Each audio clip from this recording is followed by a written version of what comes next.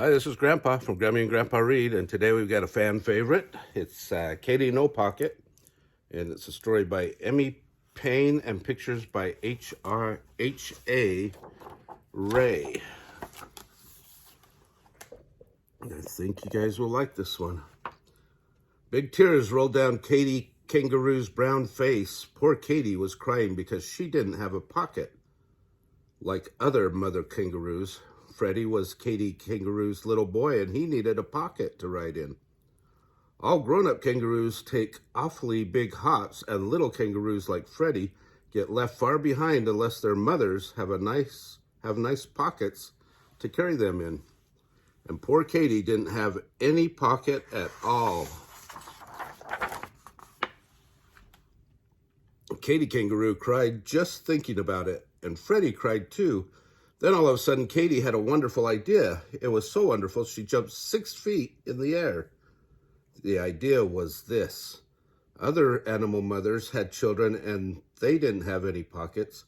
She'd go and ask one of them how they carried their babies. Freddie looked all around to see whom to ask, and Katy looked all around to see too. And what they both saw were 2 bubbles rising up from the river right beside them. "Mrs. Crocodile," said Katy, feeling a lot better already. "She hasn't any pocket. Let's ask her." A lot of big muddy bubbles came up through the water, and then Mrs. Crocodile stuck her head up and opened her enormous mouth and smiled. "Why, Katy Kangaroo, what can I do for you today?" "Please, Mrs. Crocodile, I am so sad," said Katy. "I have no pocket, and Freddie has to walk everywhere we go, and he gets so tired. Oh dear, oh dear." And she started to cry again. The crocodile began to cry too, and then she said, But wait, what? What can I do?" "You can tell me how to carry Freddie," said Katy. "How do you carry little Catherine Crocodile?" "Oh, do please tell me." "Why, I carry her on my back, of course," said Mrs. Crocodile. She was so surprised that anyone shouldn't know that she forgot to cry anymore. Katy was so pleased, she said, "Thank you." And as soon as she got to a good squatting down place, she squatted and said, "Now, Freddie, climb on my back. After this will be so simple, no trouble at all." But it wasn't simple. In the first place, Freddie could not crawl up onto her back because his knees stuck out. He couldn't hang on because his front legs were too short.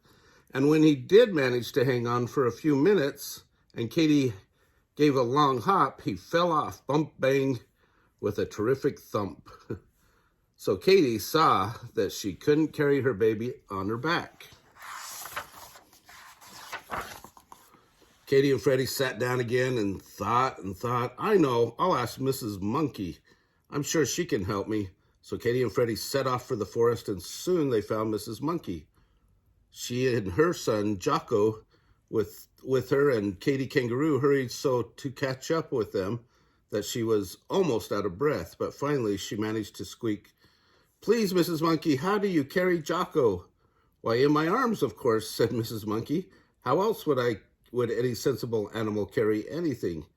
And she whisked away through the trees. "Oh dear," said Katy, and a great big tear ran across her long nose. "I can't carry anything in these short little arms." Oh dear, she wasn't any help at all. What are we going to do? And she just sat down and cried harder than ever. Poor Freddie, he hated to see his mother cry, so he put his paw on his head and he thought and thought and thought. "What about a lion?" he asked, when Katy stopped crying a little. "They don't carry their children. The poor things walk just the way you do," said Katy. There's birds," said Freddie. How do they carry their babies?" "Birds," said Katy. "The mother birds push their children out of the nest, and they squawk and shriek and flap their wings about it."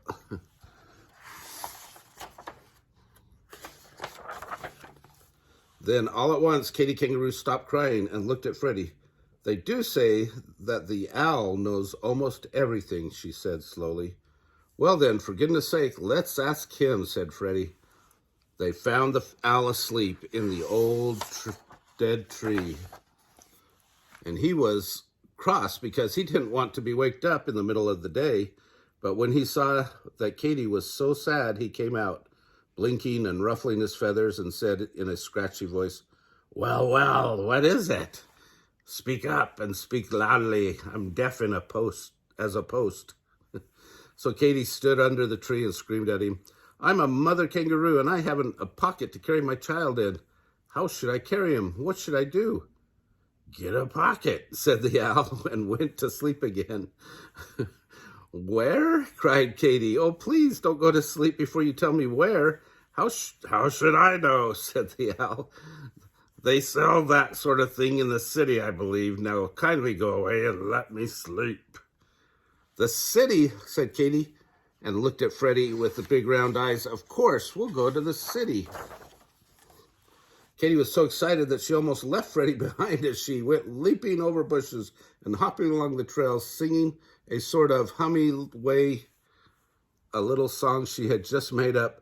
Hippity hoppity flippity floppity, wasn't it a pity? I didn't know it was to the city I should go.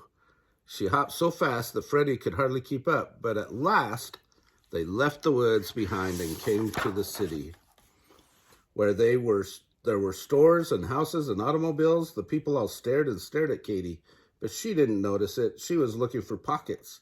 She saw that almost everybody had them, and then all at once she could hardly believe it, a man who seemed to be all pockets. He was simply covered with pockets. Big pockets, little pockets, medium-sized pockets.